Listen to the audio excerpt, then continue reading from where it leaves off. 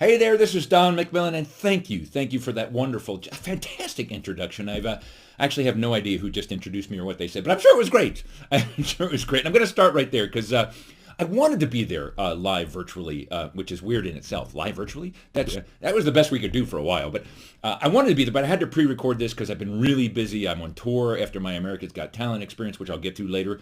But really what I want to be is there live, so I can be in the same room hearing you laugh. But I had to do pre-recorded, which is weird because basically I'm just an old man telling jokes to myself in my room, which is weird. It's weird, and you get to watch it. So, but I really wanted to be here at the CMC this year because I've met some great people through the years, swapped some great ideas, and this year, to help you do what you guys do, which create content and hopefully make it funny. That's why I'm here, because as a comedian, the world needs to laugh more. I mean, who doesn't know that? I'm not telling you anything. It helps sell things, first of all, that, just in the business world.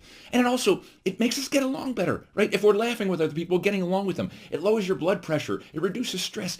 The world needs to laugh more, and hopefully I can help you add some laughter and some comedy to what you do. And I thought I would do that. But really just sharing my experience through America's Got Talent and the corporate work. I do lots and lots and lots of corporate shows. And hopefully through my talk today, you'll just maybe pick up some jokes, pick up some ideas, and it'll help you do what you do better. But let's start with America's Got Talent. And by the way, if you've never heard of me or never saw me before, I'm one of the few comedians, because I used to be an engineer who works in PowerPoint. And I actually have a lot of slides. But this was me on America's Got Talent right there. I made the semifinals, okay? I actually did really, really well. Simon originally did not like me. He actually said, I didn't get it. He voted against me, but the other three overruled him, and the crowd, it was amazing. It was amazing. I think the PowerPoint threw him. I thought he thought maybe I was trying to sell him a timeshare or something, maybe pitching a show. I have no idea, but he didn't like the PowerPoint, voted against me. The other three overruled him, and I made it to the live shows. Here I'm in the semifinals performing in that picture right there. And then the amazing amount of votes. And I didn't make the finals. I was almost a wild card choice, but I got to perform in the finals, which I'll get to in a second. And I got to roast Simon Cowell, which was so fun. And that's really the thing I wanted to share with you to start this talk, which is what did I learn? And what can you maybe learn from my experience on America's Got Talent? Because I treated it just like a corporate event. And that's this is what I learned from America. I treated it like it was a corporate event. I had to write, in order to be successful in the show, I had to write for the show. Because it's really all about the show. You have to fit into the show where your character is. And I had to include all of them. And I did that. So I'm going to start off by showing you, well, let's go through, first of all, what I did. First, I had to make it about the show, because the show has its culture in itself. It has its own life, right? They're each character. Simon, Howie, Sophia, Heidi, they're all characters. Terry Crews, the host, is a character. The show itself, the weird acts, I needed to include that, because when you do an event, you want to tap into what's already existing, right? That's what you want to tap into, the things that already, so you want to make it about them. When I do my corporate shows, I make it about them. I had to follow the rules. I had network rules. I had America's Got Talent rules. It was a very clean show. I had to keep it very family friendly. I had to follow those rules, and I really had to tap into the culture of the show. And that's what I think made me successful. And I think it all culminated in the finals appearance that I did, when they asked me back to roast Simon, because this part, I actually did about 5 minutes total of comedy that I wrote and never performed anywhere else except on the show. And I did a lot of research into Simon, what he liked, what he didn't like. I tried to include things from the show and the previous episodes, and it went really well. And it really was kind of a culmination of everything I'd learned about writing custom comedy for corporate in a live national television moment. And I thought I'd share it with you, and then we can talk about it a little more. So without further ado, here is my roast of Simon Cowell.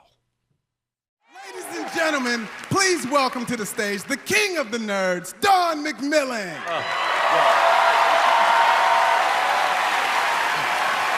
Hey! Thank you. It is so great to be here. I get to be the first roaster. So Simon, in my audition, you said the PowerPoint threw you. So tonight, I'm doing another PowerPoint. I'm going to take about 90 minutes, and then we'll get back to the results show. Okay. So here we go. Here's what I'm going to do.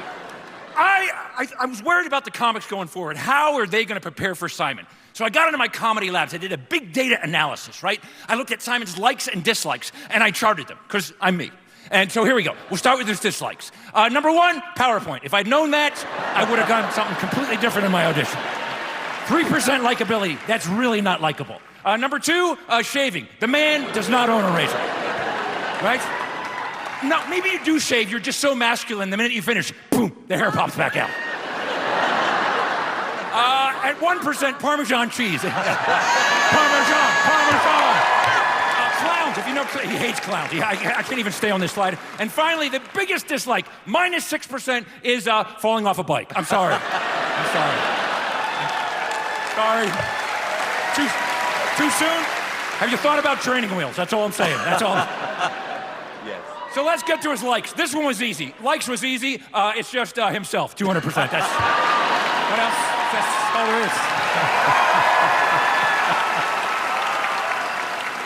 And to end up, I just want to say this from my heart. From my heart, really. It's so cool to be here. And if you'd told me that 20 years ago I would be on national television roasting Simon Cowell, I would have said, I can't believe Simon Cowell's still on television in 2022. What? We love you, Simon. Thank you very much, sir. Thank you. Don McMillian, everyone! Come on! Not bad, huh? Not bad. That went pretty well. I was really, really happy with how it went, because if you think about it, that was scary, man. I did like 3 minutes of brand new jokes that I'd never done before. Couldn't try them out in front of another crowd because it's just not the same. And it went great. Simon laughed. I think there was real laughs. I don't think he was faking it just for me. Why would he? But in fact, he came up to me after the show and thanked me. And he was laughing. And I really won him over, which at the beginning, he did not like me at the beginning of the show. And by the end, I really had him, which in itself, I think was a compliment. But I learned so much doing the show. And I wanted to share some of that experience and some of my insights into my writing and how to make your writing and comedy writing in specific can be more successful and help you. And so let's get to it then. Really, because I went through this, I realized it was really a culmination of everything I learned in writing for corporate shows. I did what I do at corporate shows. I made it all about them. I followed their rules and the network rules, and I tapped into the culture. And I think you guys can do the same thing. Whatever you're writing for, that's what's important. So I'm going to cover each of these one at a time. So you have to make it about the group you're talking to or the product you're talking about or whatever it is. And I like to, I don't, if you talk about comedy, you kill it. It's nothing funny about talking about the mechanics of comedy. It's going to show you how I do these things. And I think you're smart enough to figure out what I'm talking about. So let's talk about, I got to make it about you guys. This show is about you guys. So I'm going to make it about you guys. I'm going to share some of the feedback I got from the last CMC that I did. These were some of the comments people sent in. And I'm going to try to make this personal about you as an audience. So funniest engineer I've ever met. Somebody said that about me, which is, I'm not sure that's a compliment. Yeah, no, funniest engineer. That's like saying best looking warthog. No, that's not a compliment. Thank you so much. I didn't find the content of his talk applicable to my current program, more appropriate for a breakout, not a keynote session. Yeah, well, I was a keynote, so there, take that. God, there's always one stinker in the group, isn't there? There always is. I laughed at 73.4% of his jokes. That's 2 sigma above average for me. That's fellow nerd there. Well, I'm glad to be 2 sigma of that number. I went to his website. I think he gave me a virus. I apologize. I'm sorry. We have that fixed. I swear. We have that fixed. I get this all the time when I do corporates. On the bar chart on his slide 15, if you added the rows, it totaled 154. Please correct your data. My crowd, you people are nerdy. You pay attention is what I'm saying. And I'm going to address this issue because I'm the same way. So let's look at, this is a chart I did about time spent on the internet. And if you add up each of the possible things you could do on the internet, it does in fact add to 154. Oh my God, Don, did you mess up? No, I didn't. Because look right down there in the corner. It actually says multiple answers were permitted. So you can answer more than one thing. So it could add up to more than 100. So take that, Mr. Smarty Pants. Gotcha. Okay. What else? What other comments? She is not an attractive woman. Ouch. That hurts. That's, I think I'm quite an attractive woman. And then finally, I'm funnier than that guy, Byron White. Yeah, so, actually, Byron, you're pretty funny. But you didn't have to put your name on your comment. Jeez. So see what you try to make it about them. Write the jokes about the people and the event and all that kind of stuff. You got to follow the rules. Oh, man. I had to get so many jokes approved by the network. If you think you have problems at your job because your boss will have to approve that writing and that writing, you can't say, I went through the meat grinder at America's Got Talent. I had to have networks approve things, legal approve things. It's a family show. The producers, you know what? That's kind of why we get paid. Because a lot of comics will go, it's my art. It's my art. Well, you know what? Sometimes if you want to get paid, you got to follow somebody else's rules, and then it becomes a job. Our goal is to make it funny and play with that rules. It's harder. Yes, it's harder. But rather than bitch about it, just overcome it. If you can stay within the rules and be funny, you get paid and you get to be funny. It doesn't get better than that. I, however, do get to bitch and moan. So this year, actually the last 2 years, I have been overwhelmed by the PC, politically correct crowd, who I always send my PowerPoints ahead of time. And the reason for that is actually, I think, a wise one. I want them to be comfortable when I'm doing a private show for a company or corporation or event or whatever it is. So I send them my PowerPoints. Then they get a view of my show and they can relax and go, okay, this guy's good. He's not too out there. And 95% of the time, I get very small comments. Hey, take this slide out. But every now and then, I get somebody who's just a little sensitive. Just a little more sensitive. Maybe a lot more sensitive than everybody else. And this couple of years, I've run into... So I'm going to play a little game called Guess the PC Issue. I'm going to share some jokes. So we all have to deal with this. And this is my chance to kind of bitch and moan. This is my experience. I'm going to show you some jokes. See if you can guess why a particular group or company wanted to take these jokes out. So we're going to do the first one. I did this. America's Got Talent took this joke out, okay? I think it's a statistics joke. There are 1.4 billion people in China. That is true. There are 7 billion people on Earth. It's absolutely true. So statistically, it cannot be argued 1 out of every 5 babies born on Earth are in fact Chinese. That is true. So you could say statistically, and you would not be lying, if you got 4 kids and you're expecting a 5th, it will be Chinese. Yeah. Come on! That's a funny joke right there. They had me take that joke out. We don't want to offend the Chinese people. What's offensive about Chinese people in there? I didn't say there's anything wrong with your 5th kid being Chinese. It's fine. Yeah, I have no problem with that. Just don't be surprised. That's all I'm saying. I had to take that joke out. And you know what? I was okay. I'm bitching and moaning now, but I was okay at the time. Okay. I got plenty of jokes. I'll write more jokes that you're okay with because I want you to be happy. Here's another one. 44% of marriages end in divorce. America's Got Talent let me do this joke. 44% of marriages end in divorce. However, it sounds scary, doesn't it? However, think about it.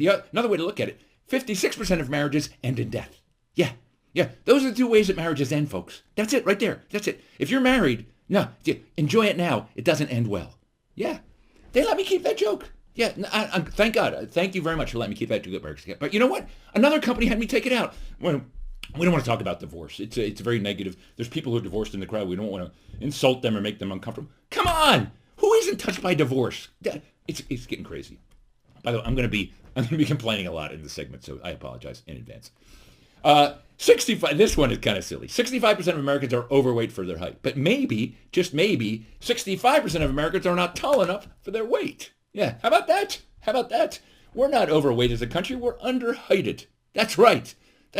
I used to be 5'10" and the same weight. Now I'm 6'5". I look great at this weight, at this height. I went to Height Watchers. Yeah, you can guess why that one took out. We don't want to offend people who are overweight. I'm not offending. It's a statistics joke. Oh, fine. This one is really interesting. 1 out of 285 Americans is a lawyer. That is true. There's over 1 million lawyers in America. I saw this on a chart in USA Today. That is true. It's true. It's depressing because that's how litigious of a society we are. There's that many lawyers. So I was disgusted. I turned the page. And I saw an even more depressing chart. It said, every 12 seconds an American dies. I'm like, oh my God, this is the most depressing USA Today issue ever. But then I did a little math, and I actually found happiness. 285, there is 1 less lawyer every 57 minutes. Yeah. Every hour there's something to be happy about. Yeah. Nobody's ever asked me to take that joke out. Ever. No. We're allowed to hate lawyers, apparently. This is what I'm learning. We're allowed to hate lawyers. Don't pick on heavy people. Heavy people, and don't pick on the Chinese, but lawyers, fair game. That's true. Nobody ever had me take that joke out. Never. Nobody. 1 out of 10 people suffer from hemorrhoids. I always hear this on commercial. 1 out of 10 people. Does that mean that 9 out of 10 people actually enjoy hemorrhoids? Yeah. Oh, ow, the itching, the burning. Oh, God. Oh, my butt is on fire right now. I feel great. Let's go dancing. I can't sit down. Yeah.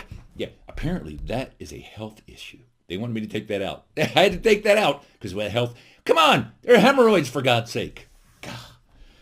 Here's one. You'll see in a second. This is just an observation, really. I believe there's only one ultrasound, and they give the same photo to every single person. Yeah. Have you ever seen one that doesn't look like that? They all look like that. Yeah. You know why they took this one out? Anybody want to guess? Anybody going? You know why Apparently somebody in the crowd, and thank God they told me this, had just gone through a miscarriage and they thought they didn't want to. And I'm like, I took that joke out immediately. I'm like, that is some information I want to know. If somebody in the crowd, actually, I would do that much damage to them, cool. No, I'll leave that joke out. I gleefully deleted that joke. So that kind of information I like to get. Yeah, but the other stuff, don't be too sensitive is what I'm saying. Now, I do this bit where I take words and I attach jokes to those words. So later when you hear the word, you'll think of my joke and go, it's like, I call it time-release comedy. These are some of the ones that they had me take out, which are amazing, really. MP3. That is 3 o'clock in the afternoon to a dyslexic. Yeah. You know why I had to take that one. I'm picking on dyslexic, and I don't even think a dyslexic would even get this joke. They'd see it as 3 p.m. Well, of course it's 3. But I took that joke out. I understand that one, actually. API, Application Programming Interface, by the way, API. Or Kim Kardashian trying to recite the alphabet. This one, I actually have to take out fairly often. They're like, you can't pick on Kim Kardashian. She's a woman. Well, it has nothing to do with her being a woman. She's not very bright. She says some of the stupidest things. It's just, I'm really good. That joke I should be able to tell. Along with this one, Pop 3, your mom's third husband. Come on! That's a stupid joke. Pop 3, it's a little email joke. Yeah, you know why they took me out? Because this, I actually have an argument to this one. They said, Pop 3 is a divorce joke. No, it's not. You, mister, who told me not to do the joke, you think it's a divorce joke. What if the first 2 husbands died, huh? How do you know they didn't die? You assumed they were divorced. So there, that's your problem. That's a funny joke. I should be able to keep that joke. Then I do this thing about how life has changed through the years. I had to take these ones out. So in 2022, that's a cell phone. This one's amazing that they had me take. In 2005, that was a cell phone. Yeah. What? It's a cell in a prison. And you know why they took me this out? I swear this is a true story. They had me take this joke out because there might be somebody who was in prison and they would be offended in the crowd. Yes, that was, I swear to God, that was the actual excuse they gave, which I just want to say this. If that's the reason, I want to offend somebody who was in prison. I shouldn't have to hold back because somebody was in prison. They did something wrong. They should have to take the joke. It's just the way I feel. 2022, there's a we. And 2005, that was a we. Yeah. A little kid peeing. Come on. That's pretty darn innocent. It's a wee joke. Nobody should have to take that joke. Social distancing. Who didn't have to deal with this? Social distancing, to me, it's been around forever. Remember the cafeteria? Those are the nerds. Those are the cool kids. At least 6 feet. Yeah, at least 6 feet. I've been preparing for social distancing my whole life. Yeah. You know what they had to take this joke out? They said that was bullying. No, what? Okay, first of all, I was a nerd. I can tell that joke. If I want. I'm a nerd. But they had me take it out. By the way, I remember a girl one time told me in high school, she wouldn't touch me with a 10-foot pole. I'm thinking during COVID, it's only 6 feet. I'm doing better. So what do you think of that? Take that, Mr. PC Police. This one is amazing. I actually like this joke a lot. I have a sister who's in the network security industry, and this is her career path. She's a forensic analyst. She hopes to be a forensic lab director, maybe a chief security official, and then eventually a highly paid security consultant. She figures that'll take her about 20 years. Then there's path 2. Path 2. She's considering this. It's a hacker, criminal, convict, highly paid security consultant. Yeah. That takes about 2 years, 14 months with good behavior. Yeah. Okay, we're going to offend people in prison again. I swear, I was asked to take it out twice. That joke right there. It's amazing.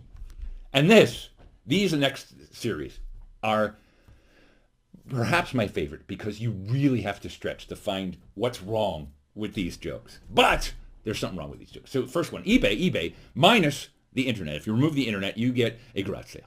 Yeah. That one actually I was allowed to keep. That's just true. I'm sorry, it is true. It's the same junk, just the internet. However, eHarmony minus the internet and you get a pimp. Yeah. Come on. They didn't want pimp. But come on, it's true. They're hooking people up and taking a percentage. That's a pimp. It's an e-pimp. I'm sorry. It's funny. I took it out. I understood that one. You have to deal with these things. AARP, this one, I could have thought a lot of reasons why I took this out. You're not going to believe why, though. AARP, the American Association of Retired Persons, plus the Department of Defense, and you get Old Navy. Yeah. Come on, it's a stupid joke. You know why? You know why this is politically incorrect? I'm picking on old people. Yes. Old people. Okay? I'm an old person. That's a stupid joke about Old Navy. I'm not picking on... You've gotten me started. I was going to say, don't get me started. I've already started. Sir to the mattress people plus coal, the faucet people plus religion, and you get Bed Bath & Beyond. Bed Bath & Beyond. Yeah. You know what the big mistake there was? Religion. You can't talk about religion. I'm talking about every religion. Oh, all right, fine. I'll take the joke out. I'll take it out. YouTube. This one's just true. I'm sorry. YouTube plus attention deficit disorder, and you get TikTok. Come on. That's what TikTok is. This is actually a warning, okay? We are creating a generation with ADD. We are, because TikTok just sucks your brains out. It does. It just, you look down, you flip up, look up, 8 hours gone. Gone. Just 8 hours are just gone from your life. TikTok is horrible. But no, take it, I can't talk about disorders. ADD is a disorder. Okay, fine. And then Wikipedia minus depends, and you get WikiLeaks. Yeah. Come on, it's a stupid WikiLeaks joke. No, you can't. Depends, you're talking about incontinence, a medical condition. Oh my God. You know what? We have to fight hard. We have to fight hard to keep comedy alive, because there are those of us who don't want to laugh about anything. And those people are just going to ruin the world. This one I had a great argument for. Miley Cyrus minus makeup. If you remove her makeup, you get Justin Bieber. Yeah, look at that. Just look at that. Those could be the same people. What could be? There's no criticism there. But you know what they said? This is what they said. Well, you can't say a man looks like a woman. Wait a minute.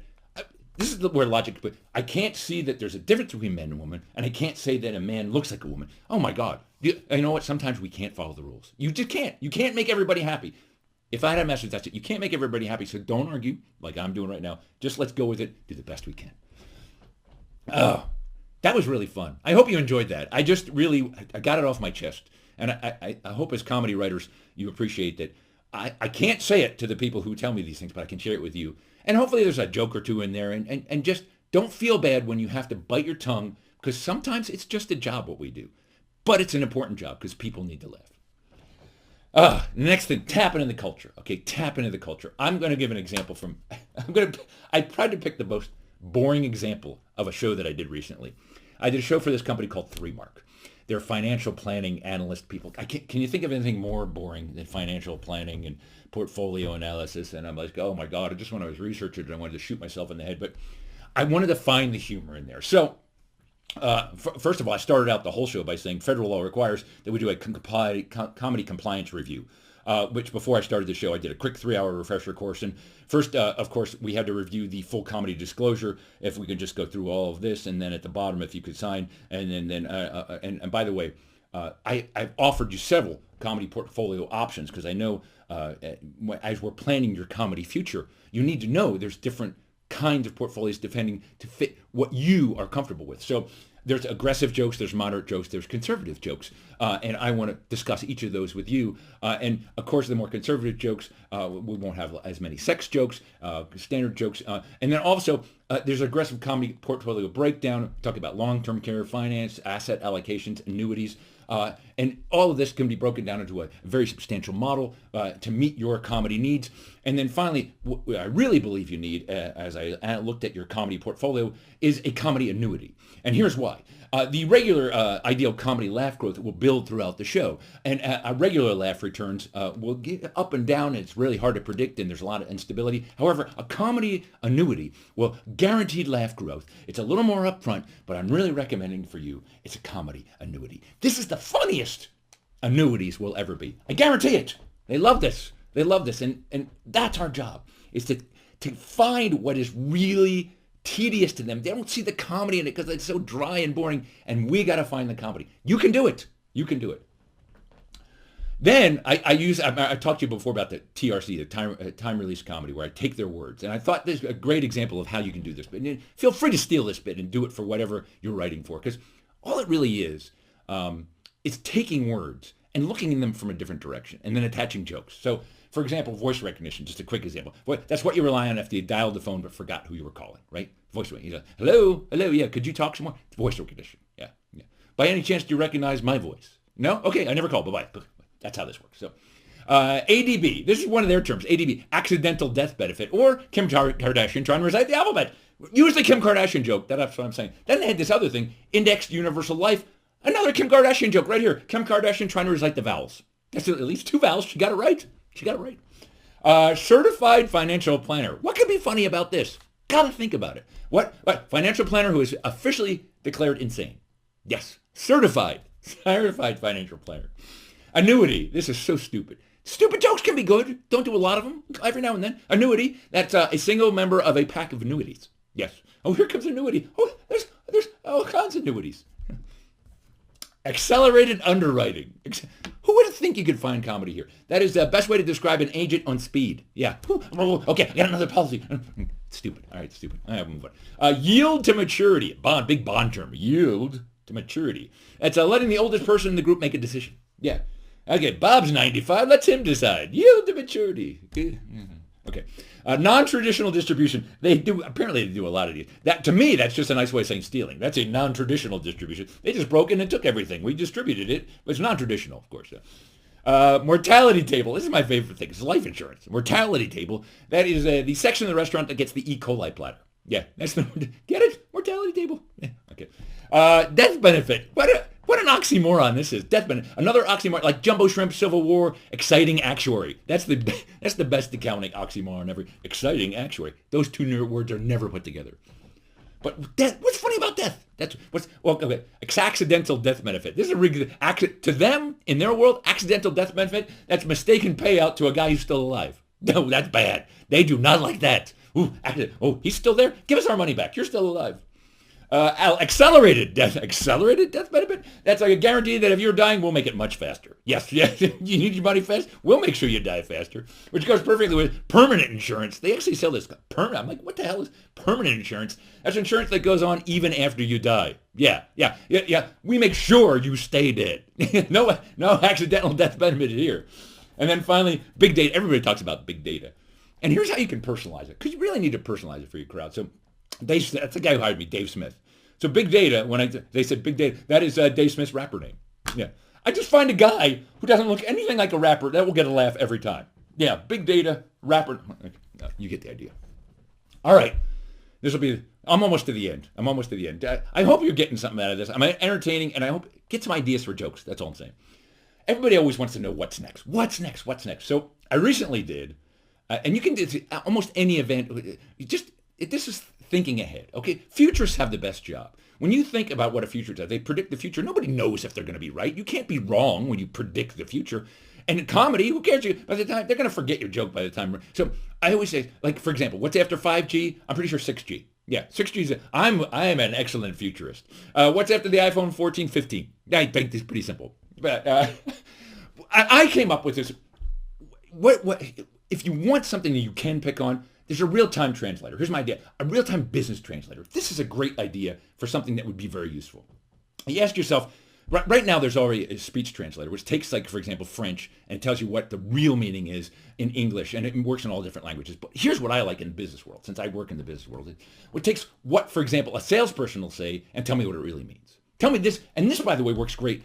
One thing you can still pick on is the different functions in corporate world. Sales, marketing, engineering, executive. They can all be picked on. So, for example, if a salesperson says yes, what does that really mean? That really means maybe. They don't really know. They don't know. They just say yes. Salespeople say yes. No, they don't even say no. A salesman doesn't know the word no. They don't. They do not know. By the way, here's the difference between a salesperson and a marketing person. A marketing person knows when they're lying. A salespeople doesn't. No, they don't. A salesperson does not know they're lying. They just say yes. Yeah, no idea. That's the difference.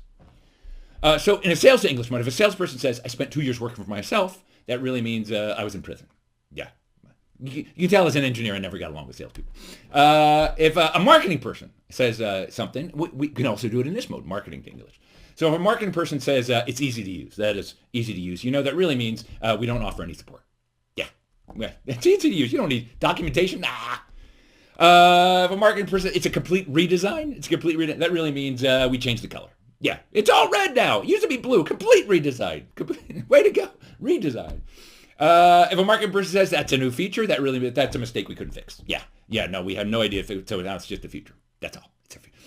And finally, I have actually two more. The engineer to English. Engineers, we do it too. So you take what an engineer says, tell you what it really means. So if an engineer, for example, says to you, did sales tell you that? Did sales tell you that? That really means doesn't do that. No, doesn't. Not even possible, really. No. Sales tell you that? Yeah. If a salesperson says, or an engineer says, have you tried rebooting? That really means I have no idea what's wrong. I've tried rebooting. That's the last. If they say that, just give up. Just hang up. They don't know. If an engineer says, so far we're on schedule, so that really means we haven't started yet. Yeah, no, we thought we'd be late, and sure enough we are. We haven't not. And then finally, the executive. This is the hardest one. Because a great executive will talk for like 20 minutes, and maybe an hour, and you'll go, well, what did he or she say? I have no idea, but I feel good. Get every pin down. So this is the hard one. So if an executive, for example, says, it's a complex issue, that is a complex issue. That really means I have no idea what we do. Yeah, I have no idea what we do. If an executive says we are working on a solution, rest assured we have the best interest of our customers in mind, that really means I have no idea what we do. And if an executive says keep up the good work, it means I have no idea what we do. And then if an executive says hello, it means I have no idea what we do. Yeah, fairly simple device right there. Yeah. So you can still pick on job positions as long as they're not personal. That's what I found in my corporate experience too. And then quickly, I'm almost done here. I'm almost out of time, but I just wanted to share. This is my favorite joke that I've written recently. I was hired by the Wings Club, which is a group that is all the biggest executives from all the airlines and Airbus and Boeing and everybody who runs the airline industry. And every year they've gotten together since 1942 to honor people in the airline industry. And this year they were honoring Bill Franke, the pioneer of the ultra low-cost airline. He started Spirit, America's West, Ryanair, ultra low-cost airline. He's the guy who made it profitable. He was actually really highly thought of. And I did his big gala dinner and I opened with this joke. It's a great example of writing a joke just for an event. So I said, we're all here to honor Bill Franke. Bill, you've changed the world. And so in honor of Bill, tonight's dinner is, of course, on the house. But if you need a fork, it will be $40. Yes. And a spoon, that's $40. A knife is only $20 because it'll be plastic. Yeah. So there you go. Write jokes specifically for the people and the group that you're talking to. So, in conclusion, I hope you had a good time. I hope you learned a couple of things throughout my show today. Maybe I inspired some comedy. That's really my goal. Again, as I said before, the world needs to laugh. But just to quickly refresh, you always got to write about the group, make them laugh, tap into what's personal to them. If you make them feel special, that's so important. You got to follow their rules. I'm sorry, it's part of our job as professionals to follow their rules so you can fit into their world. It's part about feeling the empathy and tapping into what they do, and then tap into their culture. And most of all, remember that they want to laugh. They really do. People want to laugh. Most people, 98.2% of people want to laugh. There's that, and you don't even want to talk to the other 1.8%. You don't. They're just not fun. They're not fun. So with that, I'm going to wrap up the big show. I hope you enjoyed that. I hope you learned something. It's so good to be back at the CMC. I hope to see you live and in person sometime soon so we can share laughs in the same room. Until next time, keep laughing. Take care.